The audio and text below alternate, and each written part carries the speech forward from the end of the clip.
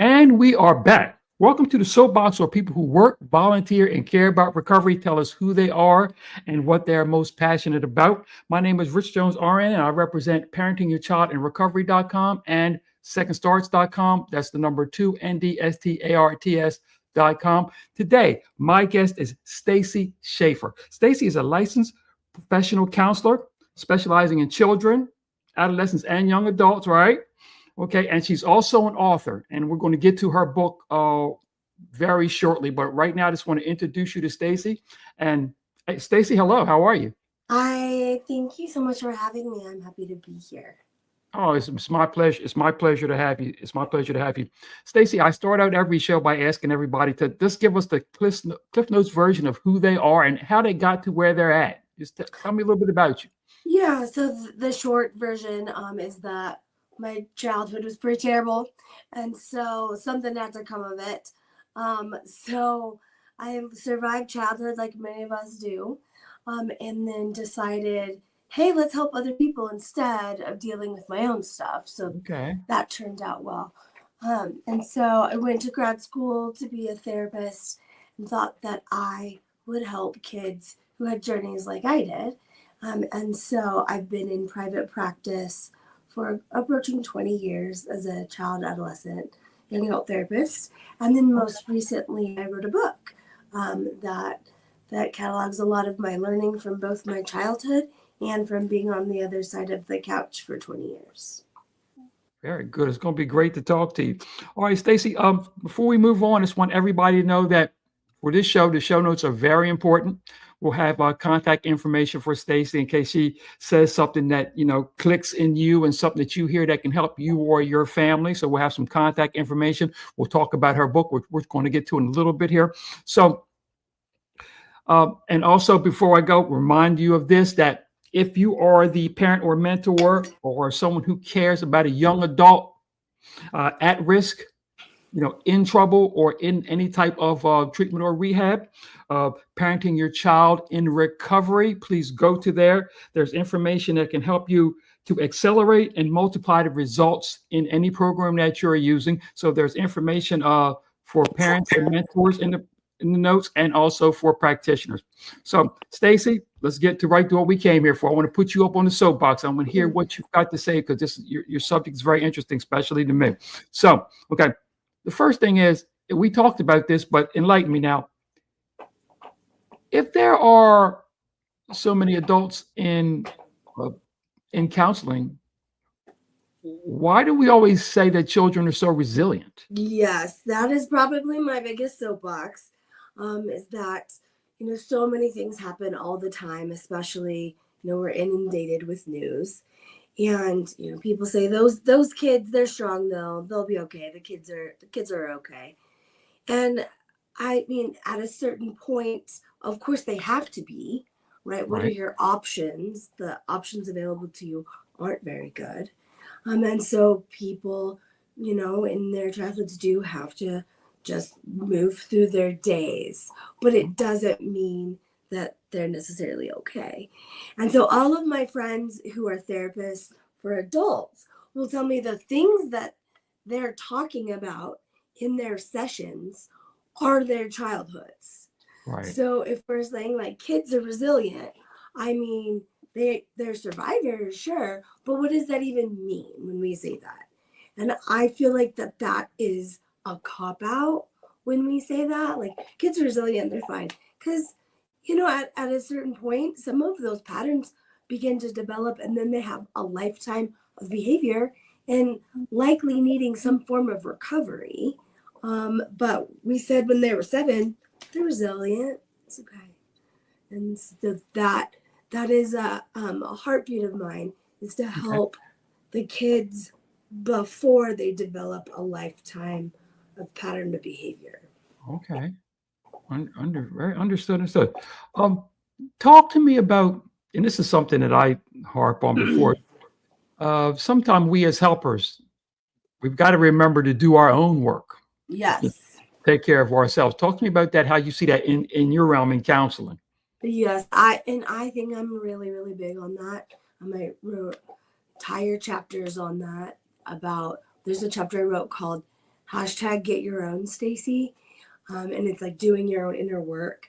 And that title comes from a child client yelling that at their dad in my waiting room, like, get your own Stacy. It's pretty funny. It's time dad did not get his own Stacy. But anyway, I Okay. find that the work that I do and that I continue to do in like, revealing some of my patterns, some of like my shadow side, the work that I do directly impacts the kids. That like the more grounded I am in self, the more solid of a foundation I'm able to offer in terms of support those that come into my office. So I think old school theory used to be like back in my day, when I Yeah. first started, the theories were more like you need to have done your work before, and then you arrive as a Mhm. clinician, and now you can help people. And now we've discovered that that's actually not the case because we're all humans, and so we all have stuff. And so the more that I'm honest with myself, the deeper I can go like with a kid in offering any kind of care and support. Oh, okay, very good. Okay, let's move on. Now, this is another thing that in my conversations, you came up with me was, okay, talk to me about where you think we have misplaced our concerns. I guess as far as what we're concerned about is happening to young adults versus what's really out in our world. You know. Yeah. I mean, I think like a minor concern that we spend too much time on is like kids swearing. I think that there's appropriateness, of course, but like when a kid is in my office telling me that they were afraid about a lockdown drill, the last thing that I'm concerned about is their language choice. I think that we as a society, the people that aren't deeply like involved every single day with kids and teens like I am, I think that we don't realize the amount of danger that is on social media. Mhm. I think that there's some obvious concerns, right? Like we're like, don't talk to strangers. Like those conversations will always happen. Don't talk to strangers.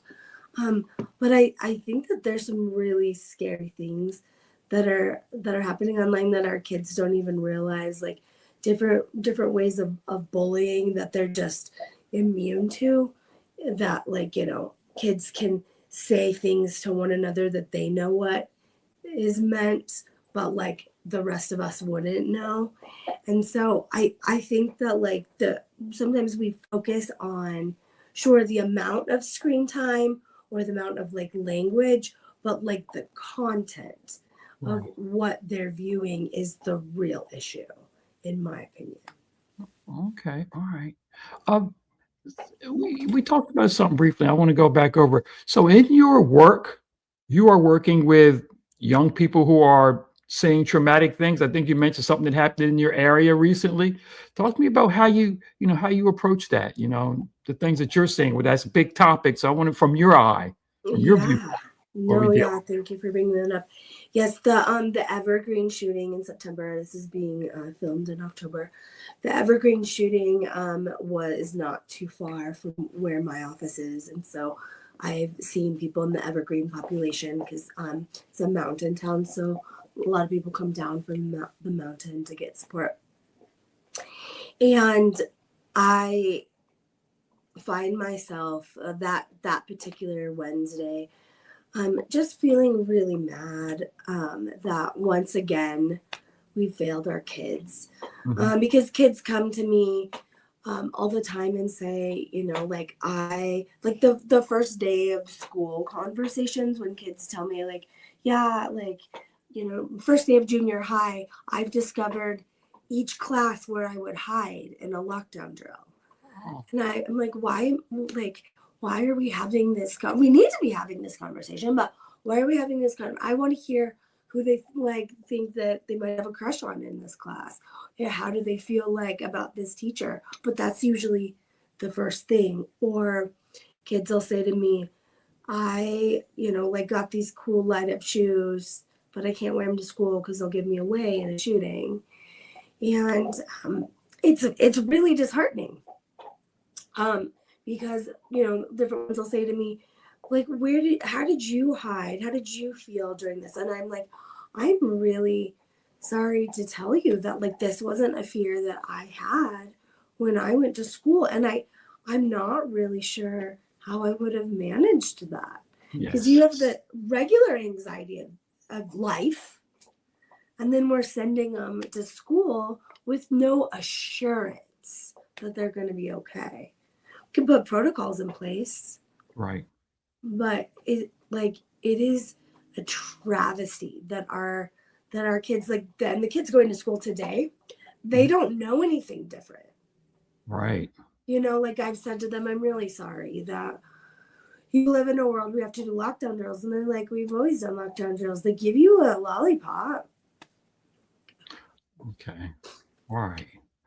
Yeah. My question for you then is, and I think about this. I've got an opportunity to ask someone that knows in this battle against what's becoming normal versus what we see who haven't been in it, a complete devastating tragedy of mindset having to think about being hurt and it's Sure. becoming normal. In your estimation, where are we at with that as far as how we're handling the children and how they're doing? How are we doing as a profession and as groups? How are we? Are we holding up? Are we falling behind? Are we getting ahead of it? How are you feeling about that? Like kids and mental health in general. Mental health in general, but specifically about getting used to the thought of an attack. You know, uh, more like I imagine back before my time, the kids would talk about having to be in bomb shelters a little bit before my time, and I was like, "Oh, I can't even imagine that." Now I can't mhm. imagine what these young people are going through now, having to normalize, you know, live protection drills. Where are they at Sure. with that? Yeah. Well, yes, I know. I think we're doing terrible. But in some cases, but the best they can with what they have. The closest high school to me, kids have reported to me, like especially after Evergreen, um, kids have reported to me that they feel safe at that particular school because of the amount of security, the amount of checks. And like what part of the problem at Evergreen was, like, the security officer went home at 10:30 and it was at lunchtime. And I don't know, don't get me started, but I like the fact that my clients that go to the AWS school are like, well, like, nothing is foolproof, but at least we have these things in place, and it does make me feel safer.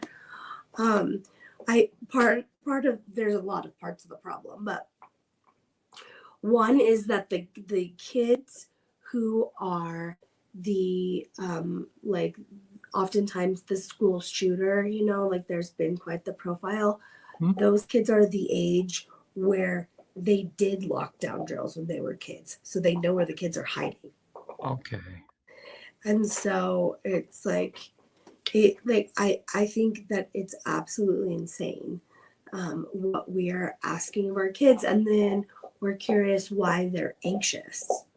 That that's probably the population that I see the most of are anxious kids. And I had one that was like, I'm not really sure why I'm anxious. I'm like, what do you mean? like you just had a like copycat threat at your school. Right. And they're like, yeah, but like lockdown drills happen. And it's so common to them that like they're not even realizing like that's it's really not typical to have to go to school like that. Like, I some like girls who aren't really sure how to like need to take care of like some female needs, because if they're in the bathroom when something happens, they get locked out of their classroom. Oh, Yeah. okay. And That's so they're yeah. And yes. so that like it's just like it goes on and on, like stories like that, and it's horrifying. It's Mhm. absolutely horrifying that we are not doing a better job protecting our kids to go to school. Okay. In your opinion, are there enough people that do what you do? And are school systems and groups as willing to bring you on as we like to think they are? We automatically think in our mind, or as soon as something happens, they go out there and get themselves a professional. Is everybody cooperating in this effort? And are there enough of you to go around? I don't think so. I mean, I think that the schools there doing the very best they can. Mhm. I think just in general, when it's not lockdown drill, when we're not responding to a tragedy, I don't think that there's enough support. I mean, there's these massive schools, and there's only so many school counselors that have like a certain combination of letters, and really the kids that are like on absolute fire, those kids get attention, right? Right. But the kids that like stuff is like simmering below the surface, like don't always. And I think it's hard for kids to go talk to school counselors too because of the like it feels not as confidential, and everyone knows that you're walking into the school counselor's office. So I think that's hard. I mean, they do, like Evergreen did a lot of like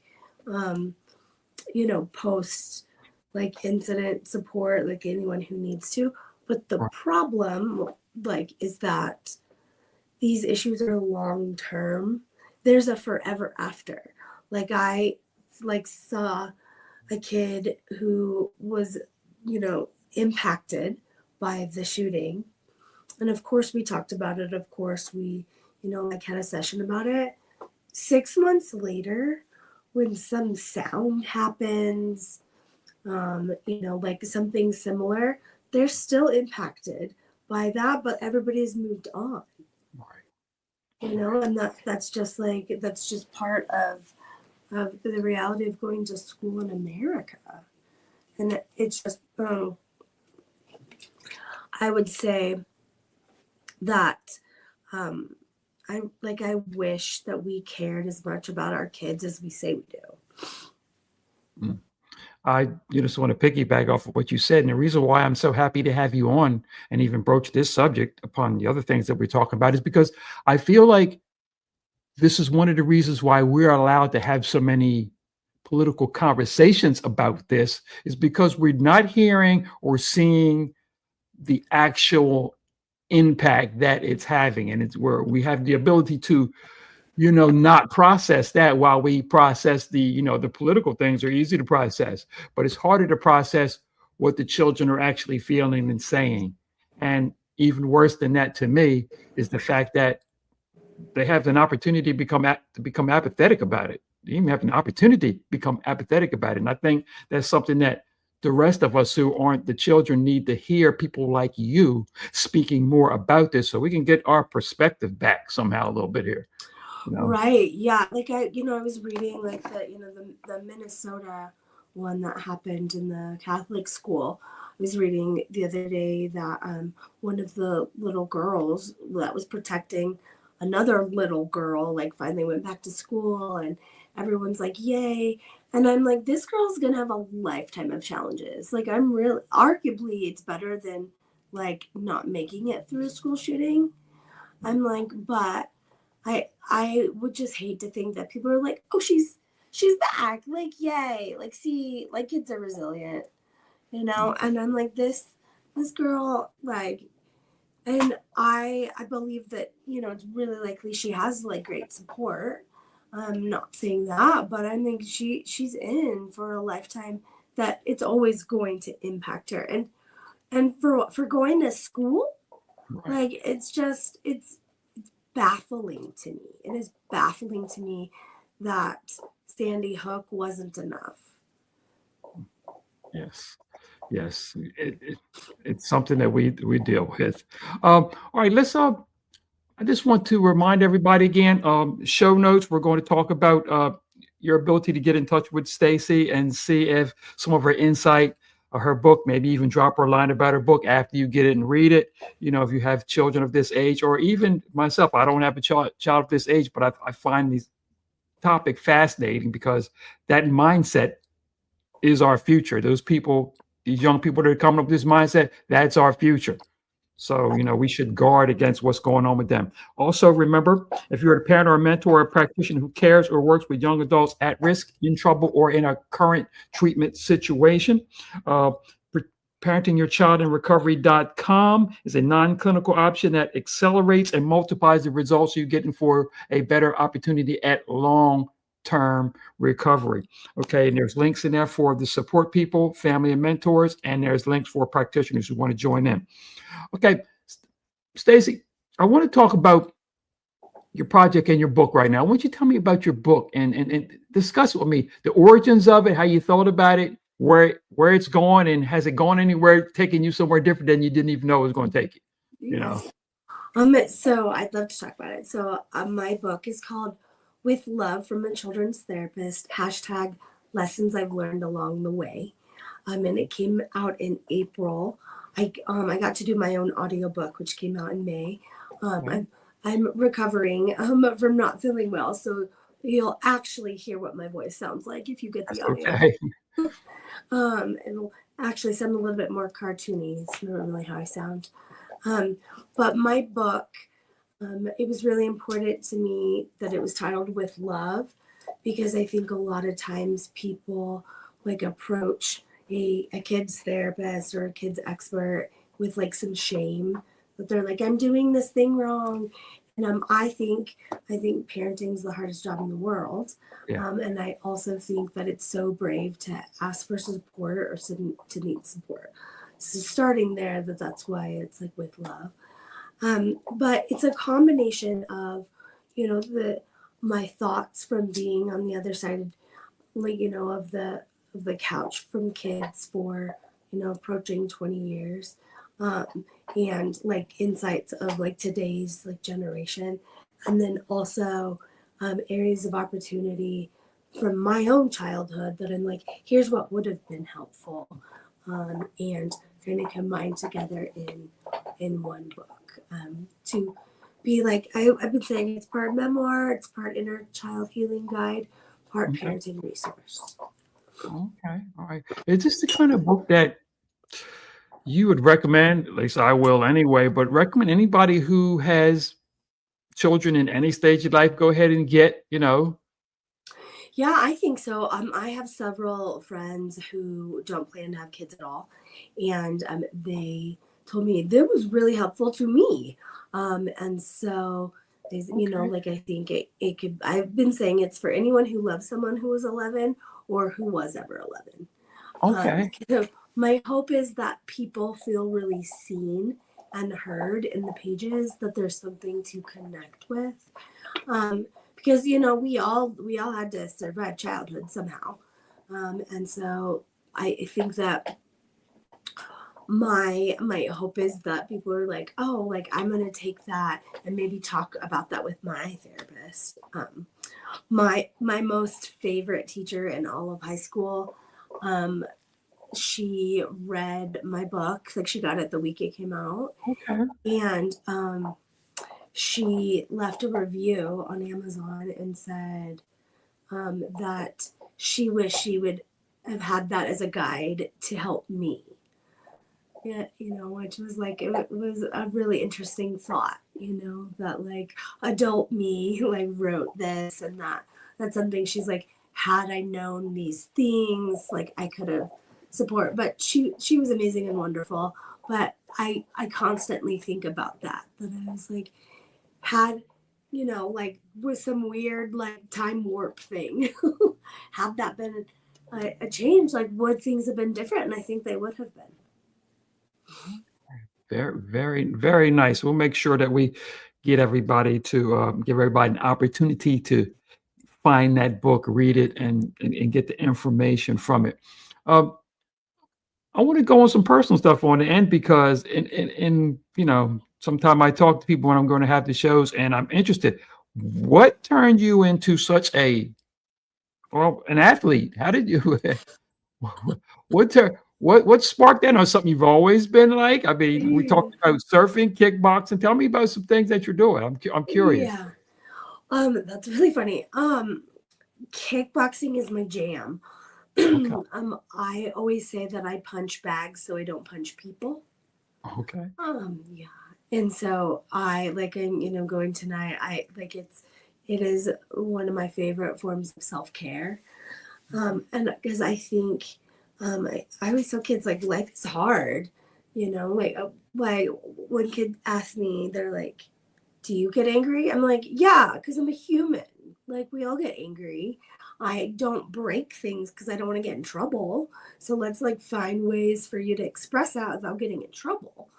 And I feel like it's really an empowering sport for me, Okay. because I don't get sick of it. It's really fantastic. I love my studio. It feels like a safe place where I can just feel recharged. Like I wrote about it in my book, my kickboxing studio, that if everybody had a place to go, like a child had a place where they felt as like loved and supported, like things would shift. Okay. So yeah, I love the kickboxing community. That's exciting to hear that you're into that. And last but not least, I wanted to give and I said I was going to do this. I want to give Willow a shout out again. Do we want to bring her on? Yeah, Willow. this is a doghouse also. So So Willow is my therapy dog in training. oh, And she's she's actually the mascot at kickboxing. okay. And we had emo night the other night, and so she wore an emo wig. But the week of the shooting, this last shooting, her fur was really wet because kids were crying into her fur. And so she's like, it's true, it's true. Okay. And so I think that like sometimes like words like don't always like help us, but dogs always do. All right. Excellent. Excellent. So thank you so much. Remind everybody, we'll make sure we check those show notes out, give you an opportunity to get in touch with Stacy, get an opportunity to find her book. I'll definitely have a link to where you can get the book in there. Also, remember, in closing, if you are the mentor, the parent, or a practitioner who cares or works with young adults at risk, in trouble, or in some current treatment, parentingyourchildinrecovery.com. It's a non-clinical option that helps accelerate and multiply the results that you're getting now. A link for parents and mentors and a link for practitioners in the show. Stacy, thank you for coming on Soapbox. Okay. Thank you so much. This is I think this is what's needed more often. I think we need to hear actually more often your side of the story and what you're seeing, because we are impersonalizing what's happening to our children. That's not totally a non-political statement, but we are impersonalizing and we're not feeling it from their vantage point. And we're also not understanding that it's not as scary for them anymore. And that's really scary. That's really scary that it's not as scary for them anymore. Right, So right. that's the thing too. So again, I want to thank you again for coming on. For myself, the Soapbox, and Stacy, I want to remind everybody to go out there and help somebody get better, help somebody stay better, and most importantly, let's help somebody be better. So, and thank you. Thank you so much for having me.